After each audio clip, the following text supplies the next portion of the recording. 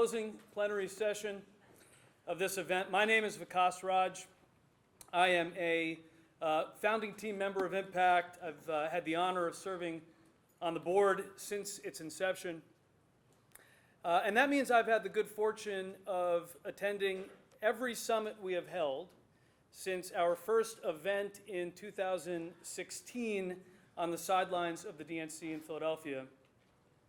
And I can say, walking around the sessions today, reconnecting with old friends, meeting new ones, watching as the leaders of our community, leaders in the arts, as we'll see, in politics, in policy development and community organizing, they presented, they debated, they questioned, and they guided us in learning from one another.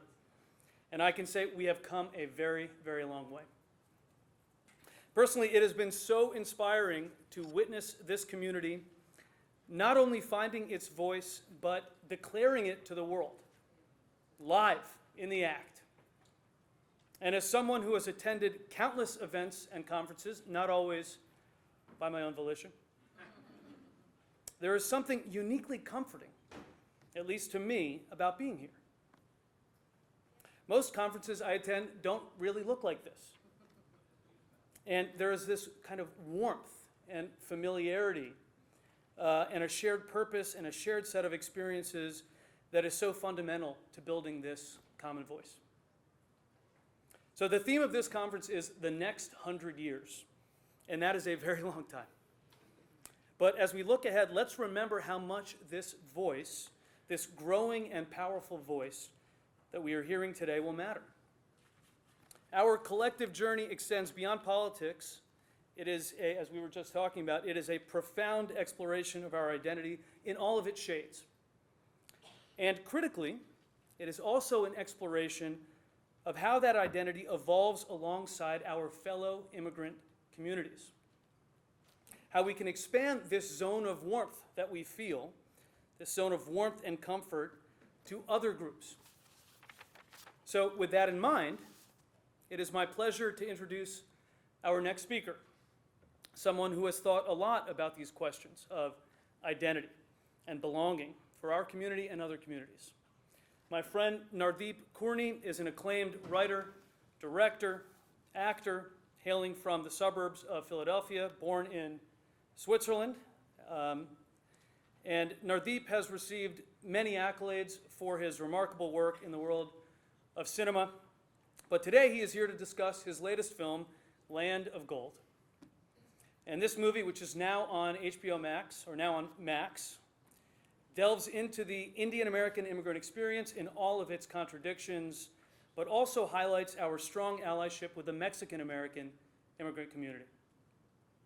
Nardeep not only wrote and directed and produced this film, he also stars in it, which I think is 4 Oscar nominations at the end of the year. I'm not in the Academy, technically, but at least 4. And I had the pleasure of watching Land of Gold over the weekend. It is terrific. It is really, really great. So without further ado, let us take a glimpse into this powerful film. Ladies and gentlemen, I am honored to present you with the trailer for Land of Gold.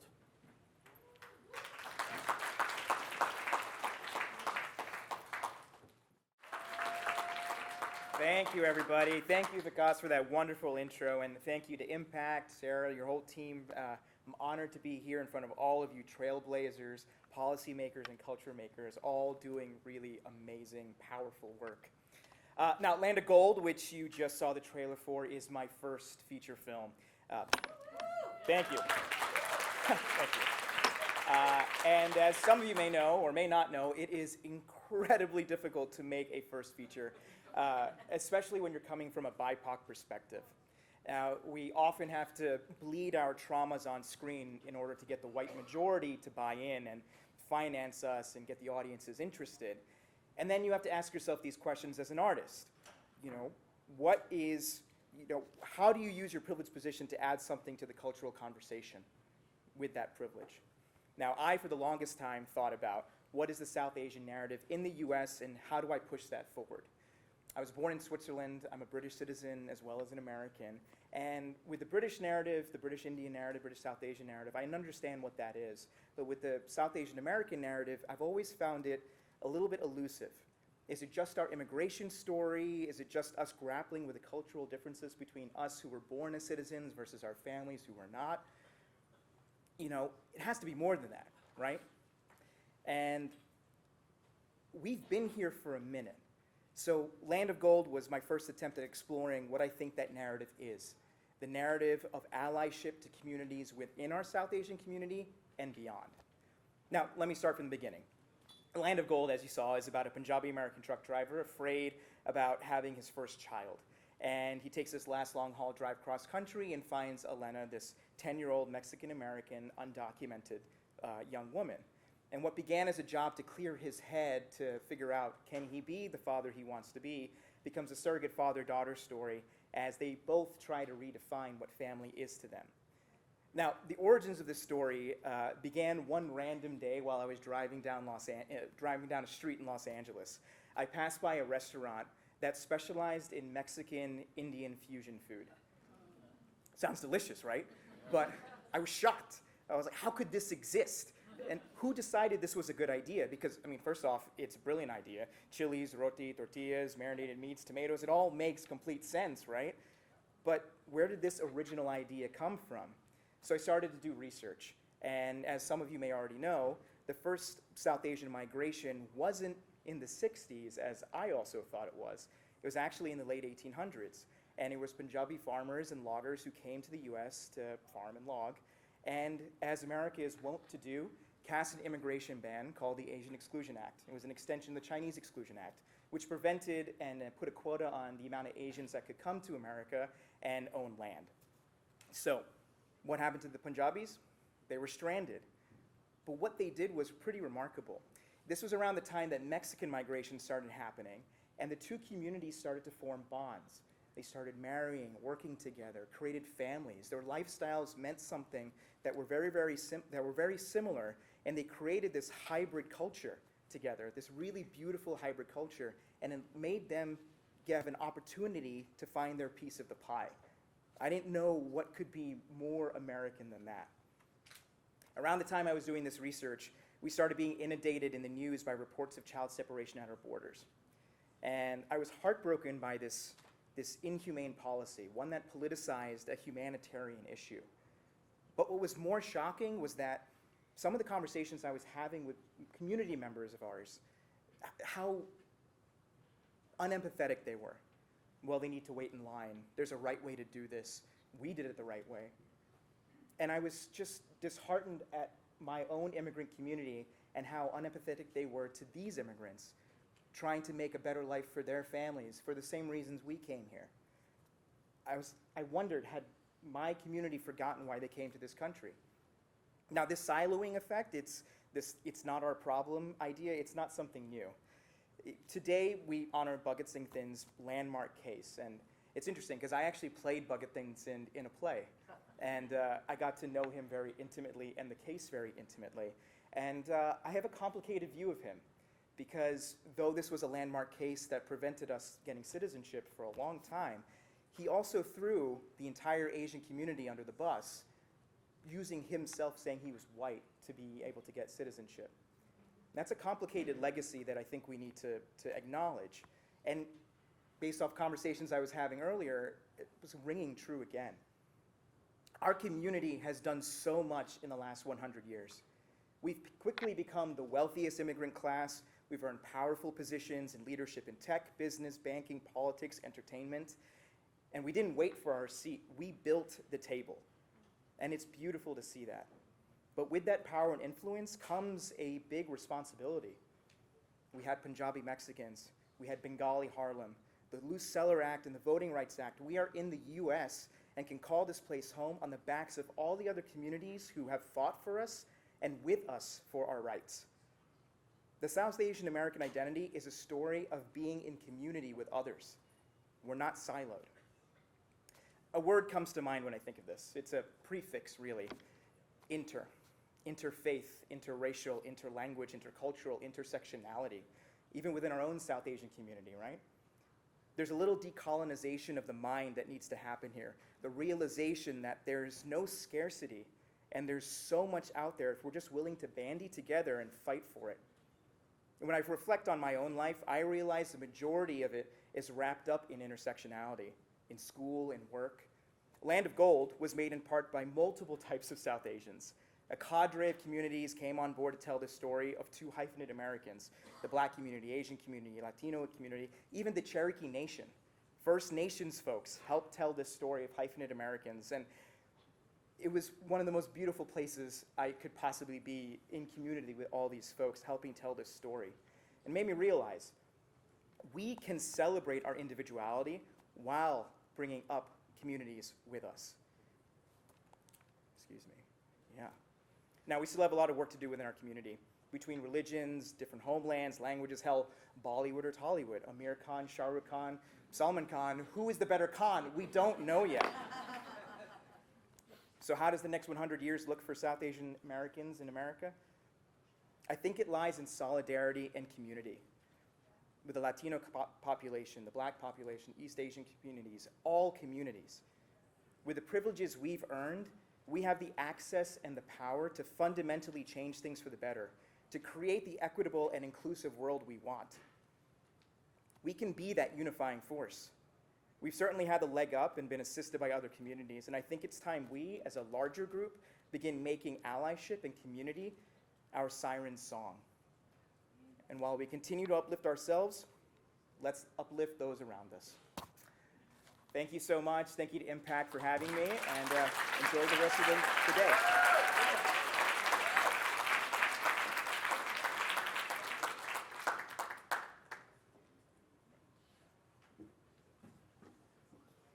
Wow, look at this crowd. Hey, everybody, how we doing? Welcome back. It is so nice to see all of your smiling faces here. My name is Raghu Devaguptapu, and I'm one of the original board members of Impact. And in my day job, I'm the managing partner of Left Hook Communications. We're a full-service Democratic ad agency who works to elect Democrats up and down the ballot across the country. In doing so, we've been able to help elect a president, multiple U.S. senators, and dozens of members of Congress, including, and very proudly, Ami Bera and Raja Krishnamurthy from our own community. You know, I got to this town 20-some years ago after managing races across the country, and you know, I used to, and when I first came to DC, I was always the only brown person in the room, the first Asian to actually be a national political director of a party committee, where I ended up being 2 of the 4. And part of the reason why I was so excited to be on the ground floor of helping start this organization. You know, back when I was the political director at the Democratic Legislative Campaign Committee, which was 20-some years ago, there were 4 Indian American electeds in public office at state legislatures nationally. You know, and that was only 20 years ago. And back then, when I would meet with candidates, I used to tell them that the best candidates were the ones who had posited local roots within their community, sort of engaged within that social fabric, and did the work within that community to serve well before they ran for public office, essentially becoming a son of the place that they're from. Which brings me to the honor of introducing our next speaker, the mayor of Cincinnati, Aftab Pureval, who not only is a son of our community, but is very clearly a son of Ohio. Here is a man who worked within the confines of his local community, held local elected office, and now as mayor, I believe as an Indian American elected, as the largest constituency in America as a mayor for somebody who's South Asian, is making transformative change in Ohio. So with that, Impact is thrilled to welcome Mayor Pureval to the stage. What's up, South Asians? How we doing? Long day? Yeah?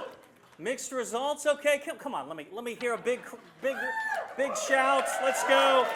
All right, we're almost done here. My name is Aftab Pureval, and I am the 70th mayor of the great city of Cincinnati, making me the first Indian American mayor, not just in Cincinnati's history, but also the first Indian American mayor of a major Midwestern city. Thank you so much for having me here today.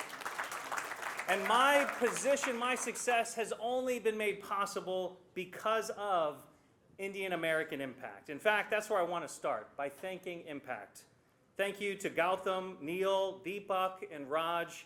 Back in 2015, when I was first running in my very first race, back when people in Ohio had no idea how to pronounce my name, Impact was one of the few national organizations who found me and took a risk on me by supporting me.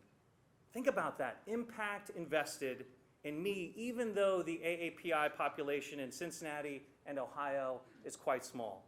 Impact invested in me, even though the office I was running for, the Hamilton County Clerk of Courts, what the hell is the Hamilton County Clerk of Courts? I still have no idea. Impact didn't know, I barely know. They invested in me anyway. It was because of that investment at the local level, where most of the governing happens anyway, that I was able to have the resources necessary not just to run and to win in that race, but then to go on to run for Congress and run and win as mayor of Cincinnati. But first, let me just briefly introduce myself. Let's start with my name. The correct way to pronounce my full name is Aftab Pureval.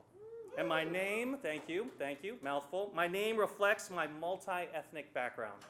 Aftab is my first name, and it's actually Persian, and it means sunshine. Now keep in mind, I am not Persian. No one in my family is Persian. There's no Persian friends of mine. My family was really committed to my identity crisis. So my first of two middle names, Karma. Karma is my Tibetan name. My mom is from Tibet. She was forced to flee when the communists took over, so she grew up in India as a refugee. Karma means fate. Singh, S-I-N-G-H, is the name my Sikh father gave to me, and Pureval is a reference to the farming village where my grandparents grew up in Punjab, India. Aftab Karma Singh Pureval. Now, I know that's confusing. I'm half Punjabi, half Tibetan. I'm 6'3", born in Beaver Creek, Ohio, but I'm all Ohio, baby. In fact, for a lot of my life, I've gone by Aftab, because for as long as I can remember, I've been surrounded by white people. Midwestern Asians know what I'm talking about. Any Midwesterns in the room? There we go. All right. You are my people. We are not just normal South Asians. We are Midwestern South Asians. Midwestern South Asians are special. We have a shared experience. First of all of our parents are out of their minds. When immigrating, they could have gone anywhere.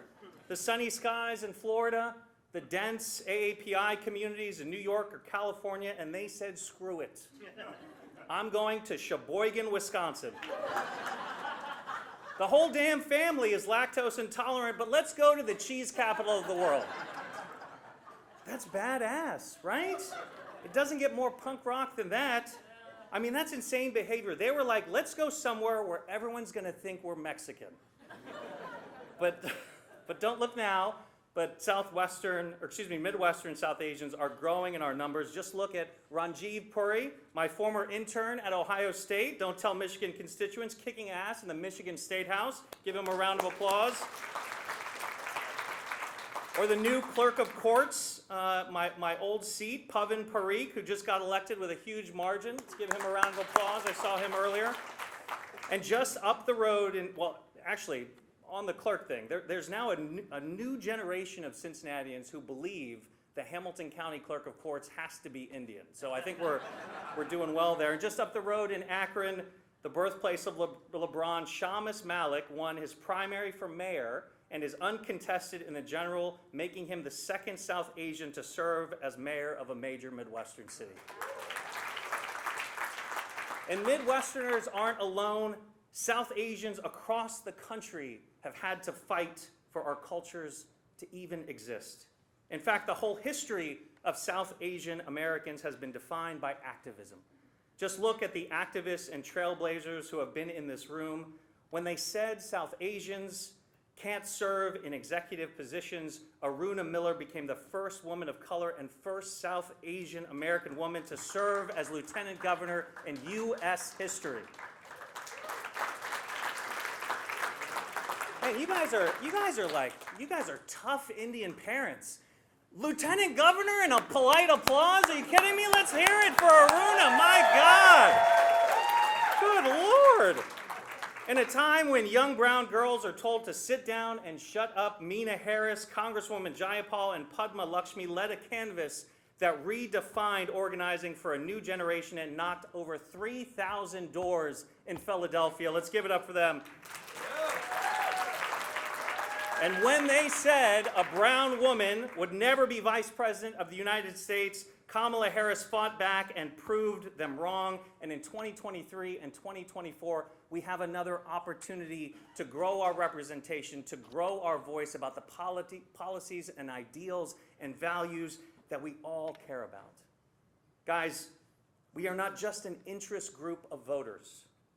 We are the difference between winning and losing.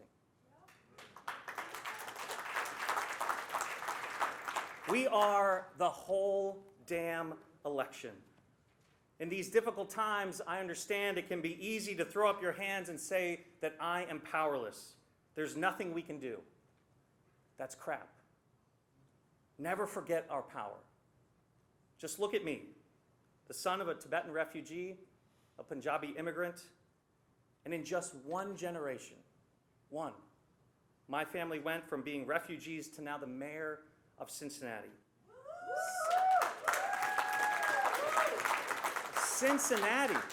Cincinnati, a place with just 2% AAPI population. My mom was basically born in a tent on the side of a mountain, and now I'm mayor. That story only happens right here in this country. My point is this. Never forget, we can do anything. I'm South Asian as fuck and proud of it. Thank you, guys.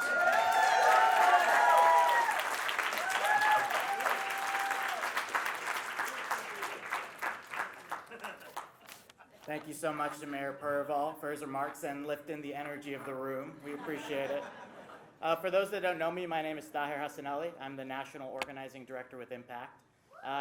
Thank you.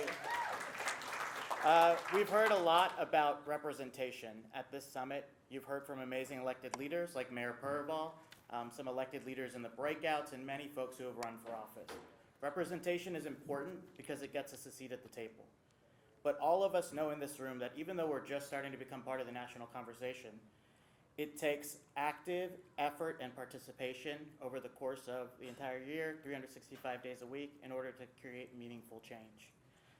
That's why I'm so honored to introduce our next keynote speaker, whose personal journey and family history speak fully to the theme of this summit and the impact she's had on creating a cultural shift to unite this country. She's a renowned civil rights leader, a lawyer, an award-winning filmmaker, an educator, an innovator, a best-selling author of the book See No Strange, and was recently recognized by the White House as one of 16 uniters nationwide working to bring their communities together across lines of racial, religious, political, and other differences to prevent acts of hate-fueled violence. Valarie Kaur was called to action when a family friend was murdered in a hate crime a few days following 9/11. He was a turbaned Sikh man killed by a man who called himself a patriot. Across the country, people of color were beaten, chased, shot, and stabbed in thousands of hate incidents that were barely reported in the media. Afterwards, Valarie took her camera and began a journey across America to tell her community story and fight for racial justice. Her journey has led to policy change on multiple fronts, including hate crimes, racial profiling, immigration reform, solitary confinement, internet freedom, and more. And now her journey has led her here to share her experiences with us.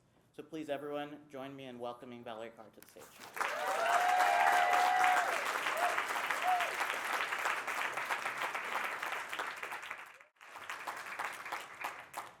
Vaheguru Ji Ka Khalsa, Vaheguru Ji Ki Fateh. The beloved community belongs to divine oneness, and so does all that it achieves. 110 years ago, my grandfather sailed by steamship across the Pacific Ocean to the shores of California. His name was Kehar Singh, and he was born in a small village called Jandamai in Punjab. When he was 18 years old, his family sent him off to escape British India. He traveled by train to Calcutta, sailed to the Philippines, where he worked for 2 years as a night watchman and peddling cloth in order to raise enough money to board a Japanese steamship that would take him to San Francisco. When my grandfather saw the city on the horizon, his heart must have leapt in his chest. He must have gotten ready to disembark, but the ship made a turn and docked on a small island inside the San Francisco Bay instead. When he disembarked, the uniformed officials took one look at his turban and beard and threw him into barracks. This was Angel Island.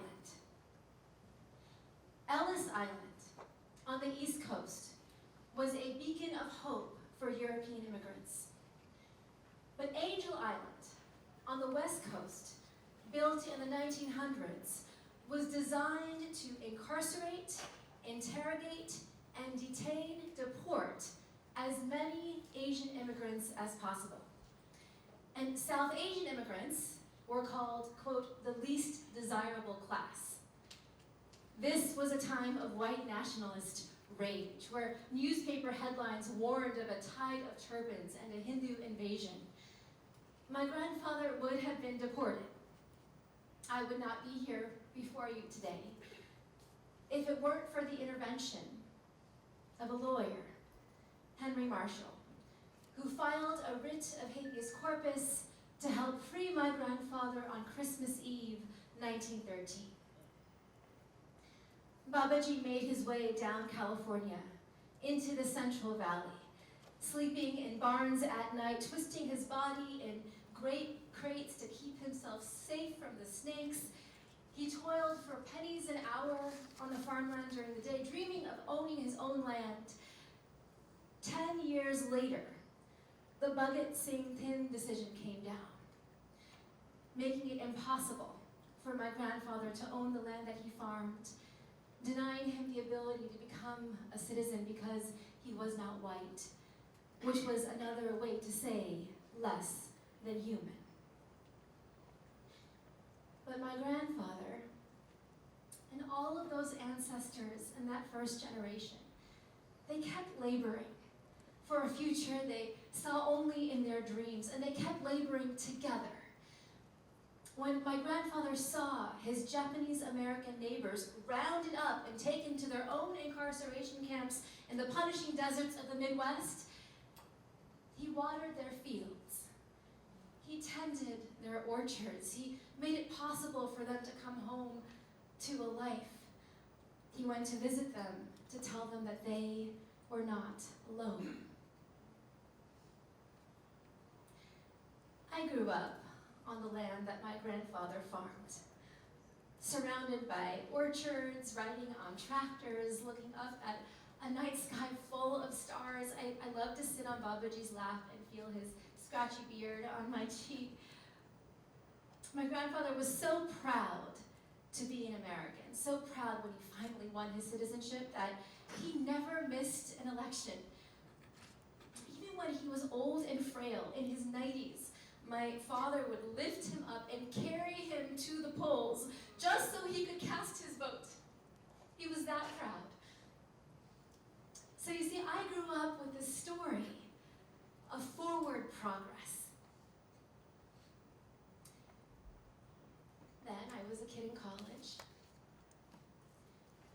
and in the wake of the horror of September 11th, racial violence exploded on city streets across America, and Balbir uncle, Balbir Singh Sodhi, was the first person killed in that avalanche of hate. He was a Sikh American father wearing his turban and beard like my grandfather, planting flowers in front of his gas station when he was shot 4 times in the back by a man who called himself a patriot. I was going to be a professor. But Balbir uncle's murder turned me into an activist. I grabbed my camera, I hit the road, I went from home to home, from city to city, from Gurdwara to Gurdwara, sometimes when the blood was still fresh on the ground, and you know what we called it? We called it the backlash. For we had seen this violence before. We saw it in the aftermath of the first Gulf War, in the aftermath of the Iran hostage crisis, in the aftermath of the Oklahoma City bombing, and so we thought this too, this violence, this backlash would end. But the backlash didn't end. Hate violence was followed by state violence, racial profiling, detention, deportation, surveillance, torture, all fueled by the forever wars abroad, so that it gave rise to a new white nationalist movement on this soil, so that today, hate crimes are at an all-time high. All those years, with every film, with every lawsuit, with every campaign, I thought that we were making the nation safer for the next generation, like my grandfather did. And then I became a mother. And when I tied my son's long hair into a juda and sent him off to school,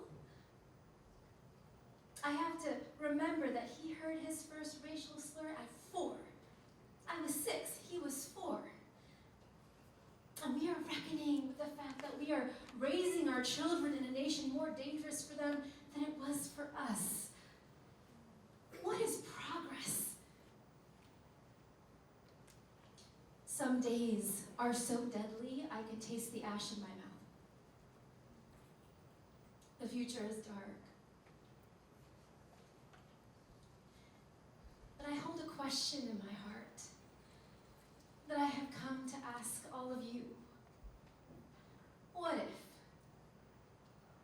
What if this is not the darkness of the tomb, but the darkness of the womb? What if our America, the America our ancestors dreamt, is not dead, but a country still waiting to be born? What if the story of America is like one long labor, a series of expansions and contractions, so that every turn in the cycle feels like the turn before? The white nationalist rage that punished my grandfather feels like the rage that's raining down on us now. So what has changed? But you know what has changed? Look around this room. All of us, all of you. There are more of us now showing up to the labor than there have ever been before. Building organizations, making art and music, exercising our voice, running for Congress, running for the vice presidency, and winning. We are the ones who are forging new relationships of solidarity that have never been before. And each time we show up, we are making more and more space, getting closer and closer to the America that wants to be born. A series of expansions and contractions. I don't know how many more turns to the cycle it's going to take, but I do know that I want to show up to the labor when it's my turn. And that the only way we last in the labor is if we are laboring with love together.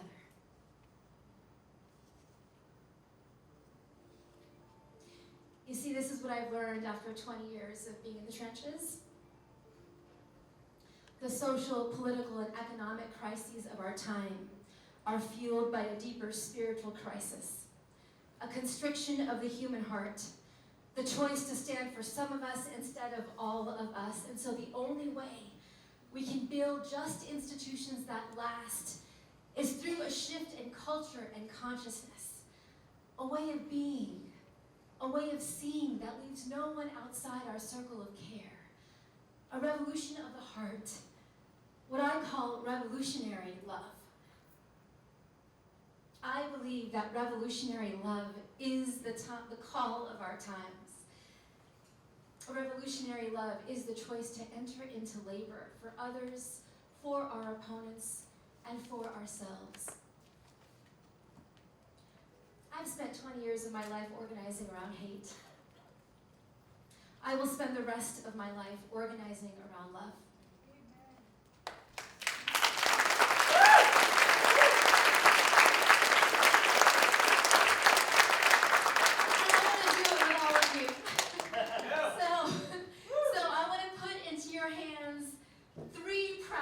That you can take with you. Are you ready? Yes. Number 1, see no stranger. Nako beri nahi bagana. Nako beri nahi bagana. I see no enemy. I see no stranger, said Guru Nanak. And all the sages, all those ancestors who knew the truth of our oneness, they asked us to expand the circle of who counts as one of us to include all of us. How? How do we do that? We must lead with our wonder. Imagine. You can look upon the face of anyone and say, sister, brother, sibling, beloved, you are a part of me I do not yet know. Say that with me. You are a part of me I do not yet know. When we lead with our wonder, we let in other people's stories, and those stories change us.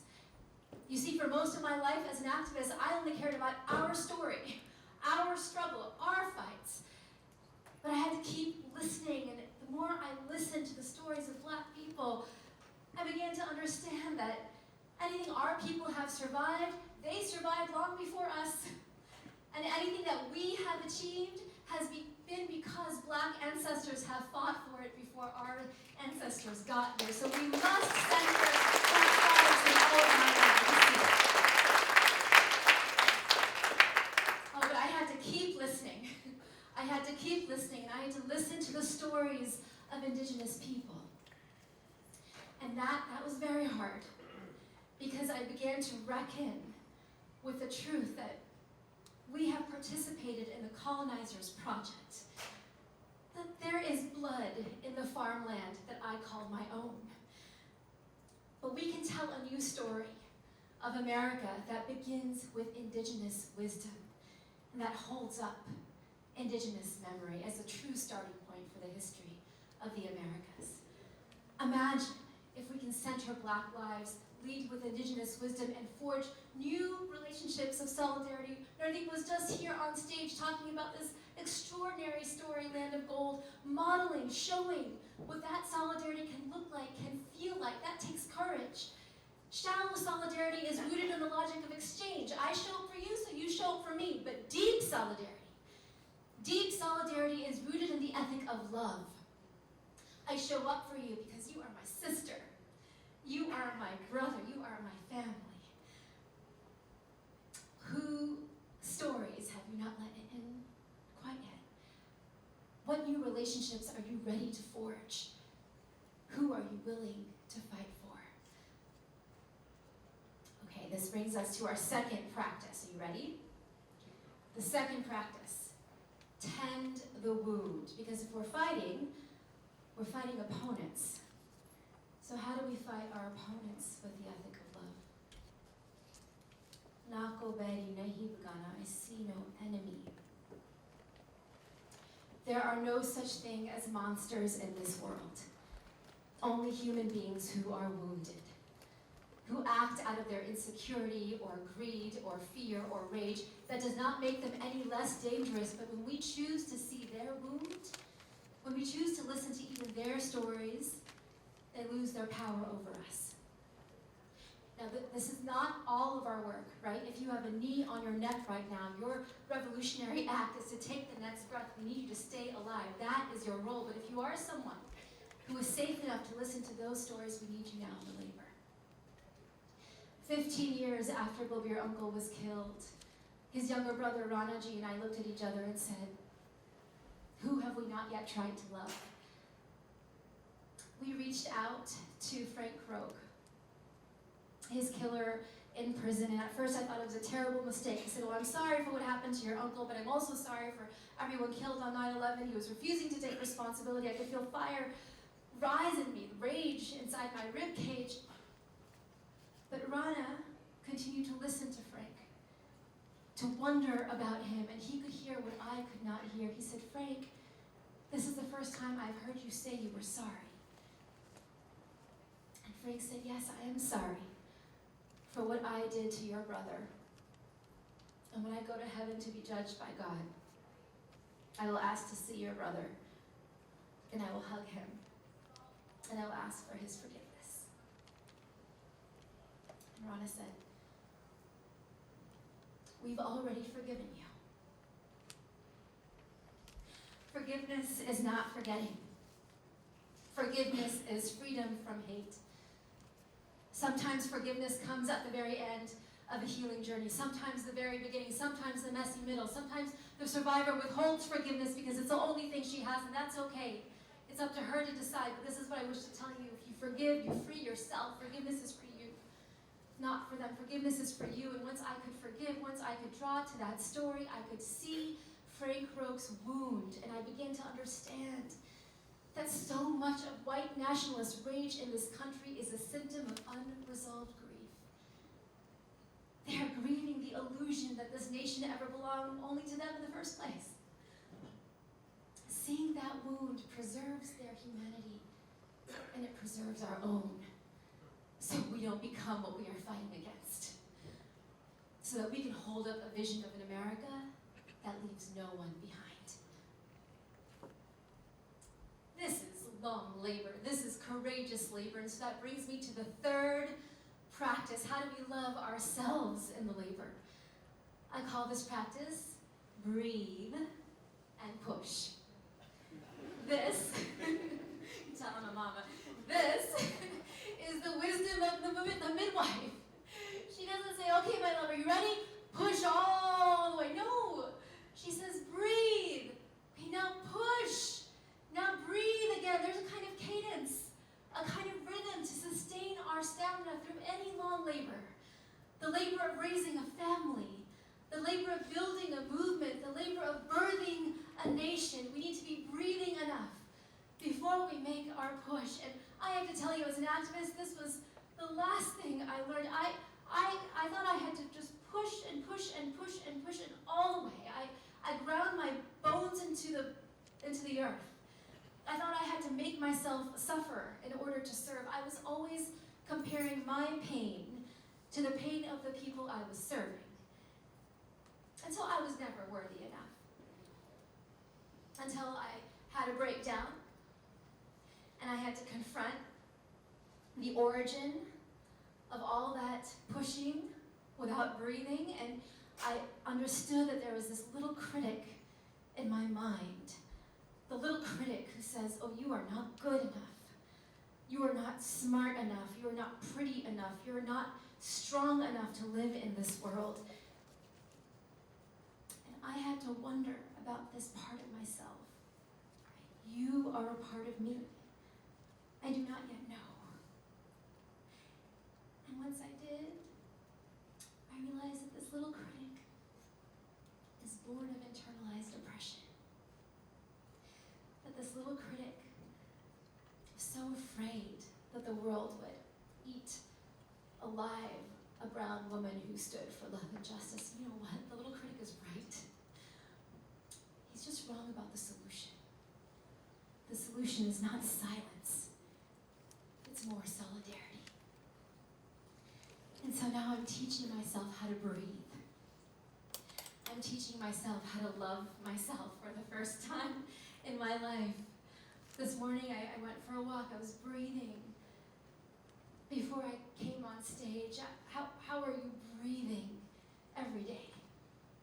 I had to remember to breathe like I did when I was a child. Are you breathing with the stars and the sea, with the earth and the trees? How are you breathing? How are you breathing every day? Who helps you breathe?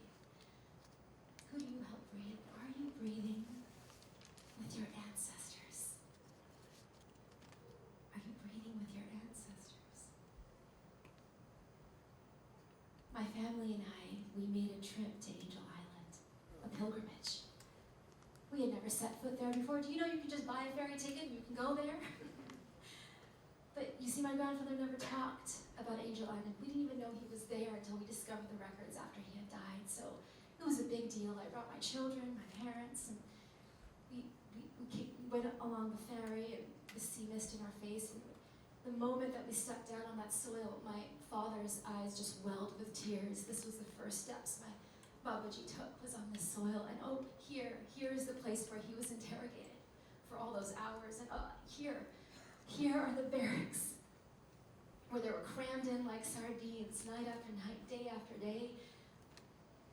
And as I was beginning to feel like my father's breaking down, I'm feeling the despair in my heart, imagining all of that pain and loneliness, and suddenly I hear, "Mommy! Mommy, Mommy, look, look!" And I run over, "What, Gubby, what? Mommy, look!" And there's Punjabi scratched on the walls of Angel Island. Tara Singh, No Mine, the names and dates of our ancestors who were incarcerated and how long they spent in the barracks. And I was going to turn to comfort my son. I'm like, this is... But he had a look of absolute joy on his face. He was so excited that he could read it.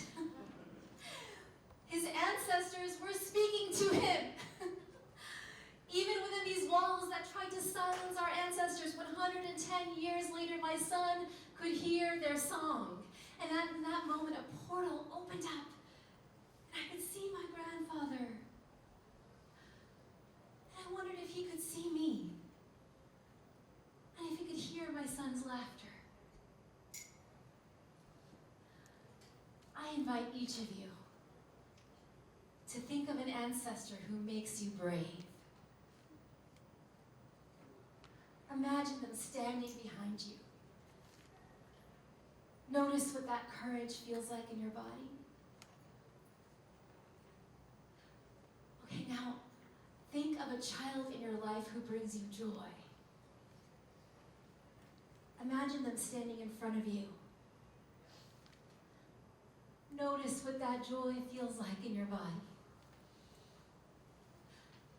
Put your hand on your heart with me for a moment. We are the bridge between ancestors and descendants, between the past and the future. And that means that we can be brave with our life and send love in both directions. Let it go. Are you ready? Say it with me. We're ready. Are you ready? Ready. Are you ready? Ready. We are the ones who are ready. We are the ones who, out of the ashes of Angel Island and Bellingham, Oak Creek and Indianapolis, we are the ones who can birth a new America, where we see no stranger, where we tend the wound, where we breathe and push for the world that we dream. We are the ones. We are ready with our ancestors at our backs and our children in the future. We are ready to harness the wisdom of the last 100 years to shape the next 100 years. Are you ready? Are you ready?